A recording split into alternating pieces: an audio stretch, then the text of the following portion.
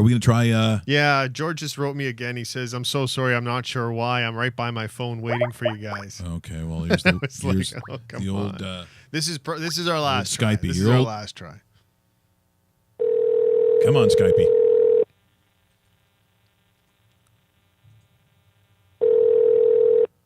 Hello? George, it's Mike Richards calling from rawmike.richards.com. How are you doing? I would say bonjour and comment ça va, mon ami? Good, thank you. Good French. Yeah, well, we're gonna. Thanks so much for joining us here today.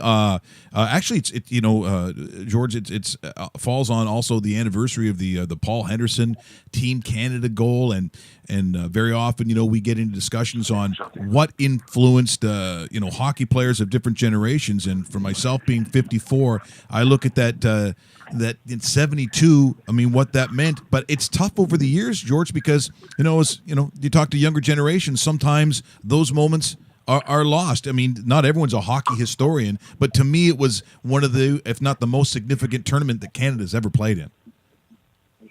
Yeah, no, I agree with you and stuff. But if I didn't play hockey, I would have never seen and known about that history.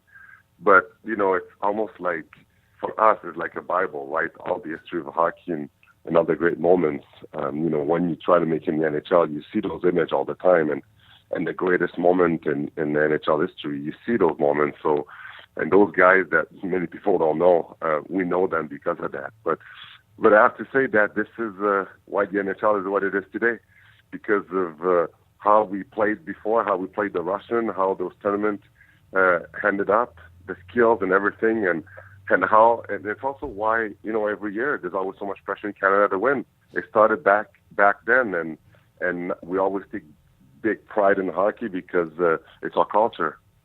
It's a great point too. That's interesting, though, sort of equating it to like the Bible of hockey, because it's a great point. It's like the book of Genesis. It really does sort of start. Yeah, in the beginning, there was water. Yeah, that's right. Exactly. Now we're also living at a time. We had Will Strickland in yesterday. Actually, he gave you a video shout out yesterday because he was talking, being a Black American, born in New York, raised in the state of Texas. Played his basketball at Rice University. Very active man who really appreciated that your words towards the NHL and the Pittsburgh Penguins, saying that accepting the visit to the White House would be a mistake. Now, you're also on 91.9 Sports in Montreal, so you also have a platform to make statements. And your feeling, just for those that didn't catch it, your feeling about Pittsburgh going to the White House is what exactly, George? Well, again, if we're talking about the name thing, because I have to talk about this first. For me, the best way that I've seen this is the way the Dallas Cowboys did. They kneeled before the anthem, and when the anthem was playing, they stood up.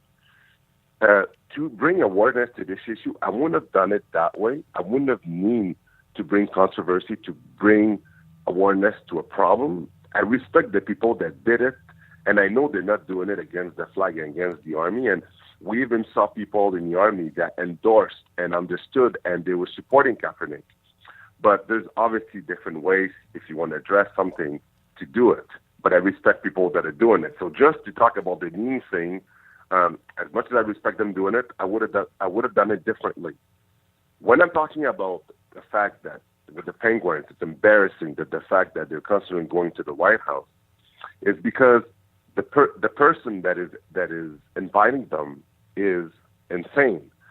From day one, when he was in office, other than just the disrespecting that he has for people, for women, and everything, what he's done with the sport, it's something that is unheard of. To call athletes names and to put aside against them the NFL, the NBA, and all the major athletes, all the best-known athletes in the world have talked against Trump.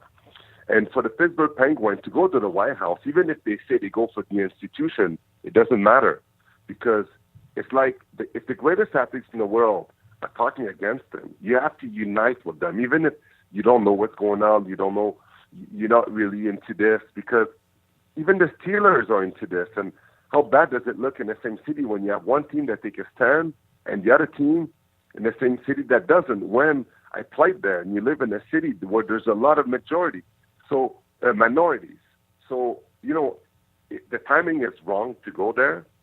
At least you wait, and then you side with all the sports, because I don't know if taking a picture with Donald Trump is the best thing to do with the Stanley Cup, because it's something that'll stay with you the rest of your life. If you can go to the White House because you like the institution so much, and you could have a picture without him in it, then it's different, but that's not going to happen. Mm-hmm. You take a picture with him, and then what he's going to do, he's going to throw this in the face of all the other sports saying, look, they came, great team, respect. That's what he's going to do. He's going to use them to tweet again, to try to jam it on the other athletes, and we know that. And he already did some tweets about it. And that's why it makes them all look bad. And they shouldn't go. You know what, George? I agree with you, and I'll also take it to another level. Not only does it affect the Pittsburgh Penguins franchise, and we're talking about ownership group, the players, everybody involved, but I think it harms the National Hockey League as an entity. Well, you're right, because the league is trying to grow and try to be known better, because all the major sports are more popular, and hockey's try to fit in and try to be above, like basketball, the NBA, like NFL, all that stuff, baseball. It's so important.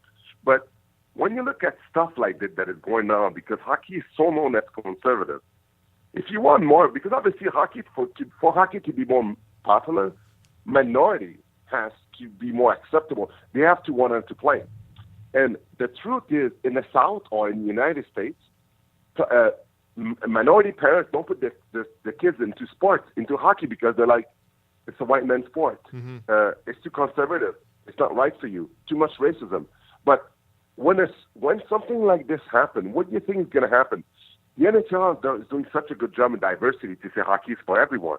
But sometimes, as much as it sucks to mix in politics with sports, when something like this happens, you don't take the stand with all the other major sports, and you're like aside saying, we're aside from all this. Well, what's going to happen is that people are going to be again, you know what? Hockey is too conservative. Hockey is a white man's sport. They don't care. They don't care about the real issue. And that's why I don't want my kids to play hockey. And you're right, it's going to hurt them in the long run, because that's what the decision is going to do, because you have Tom Brady, Aaron Rodgers on one side, and we have quiet hockey players that could never say anything, that are told to shut up, do whatever you're told, and then that's it. No opinion. We don't care, and it just makes them look bad. We're in conversation with Georges Laraque here on rawmikerichards.com, on obviously the channel itself, and of course the YouTube dedicated channel here this morning. And George, what do you think then, as we approach the first game of the NHL? If you're looking at the league itself, what should the response be? Because I don't know if kneeling on the ice is, even logistically, if that's something that would happen. I know Joel Ward talked that he would do it. What do you think the league and the players will do if they do anything? What do you think will happen, or what do you think the response should be? I don't think that people, honestly, as much as I saw people doing it, I don't think people should be kneeling. It is I know that racial issues and injustice, inequality is a problem in the States, but it's too negative to do it that way. I would do it, and I would bring awareness another way. And the NHL, you could do something to say that, just a campaign, like something to show that we're together, and we like something soft, not something hard, like maybe the lock arms maybe could be something simple, mm-hmm. show you unification, something like that, but not kneeling. Don't do that, because it's going to be, a lot of people don't understand it, and actually a lot of people that are doing this now, they don't even understand why they're doing it, and that's just how sad it is. Last year when Kaepernick did that, people thought he was crazy. No athletes were doing it with him. People were afraid of their job, so this cost his job last year when he did it. This year it's easy to do so, because people are united against Trump, so it's easy to knee now. But it's almost like hypocrite, because what were you last year? Yeah. So yes. People in the NHL, if they do that, if people in the NHL do that now, it's going to be like, well, what were they last year again? They could have done it last year. They didn't. Well, you're going to tell me that Trump have to say this to you to realize that it's bad and now you want to knee now? Bingo. You wanted to knee, do it last year with Kaepernick, and then it says something. And that's why, in a way, when you're talking about kneeing, and when I talk about the Penguins, I don't even talk about that. To me, the kneeing thing is the wrong way to do it. Yeah. It's interesting you bring that up, George, because if Donald Trump doesn't get on his smartphone and start tweeting out stuff about NFLers and stuff like that, this whole past weekend probably doesn't exist as far as the kneeling down is concerned, does it? Yeah, no. Donald is doing this to get fake applause, but, and everything he does is calculated in what he does. But the one thing that I don't think that he knew what would happen when he did all this is that it was going to actually unite all the athletes in all the sports and everybody against him. But, at the end of the day, it did affect the ratings in sports. Yeah. The people that are the paying customer, people that are watching it and stuff, this freak show that's going on now, people that want to watch sport to relax and to not think about politics and all their problems at home, it's not that I wouldn't say that they don't understand what's going on and they don't want to endorse it, but for them it's too much. And this problem right now, like that's why like the new thing and stuff, if you find another way to do it and stuff, you could do it a more positive way to talk about a problem than doing something that someone could use to make you look bad, even though you don't meant to mean for that reason. And that's why when I look at that, as much as I understand it, the point is made, but let's find another way to do campaign for sensibilization, but not like that. George, thank you so much. Merci beaucoup for joining us here this morning. Always love catching up with you. I assume then you're loving the job on 91.9 Sports in Montreal? Mike, ever since I've always followed your lead, I always want to be like you. I'm doing it in French, what you're doing in Toronto, in England.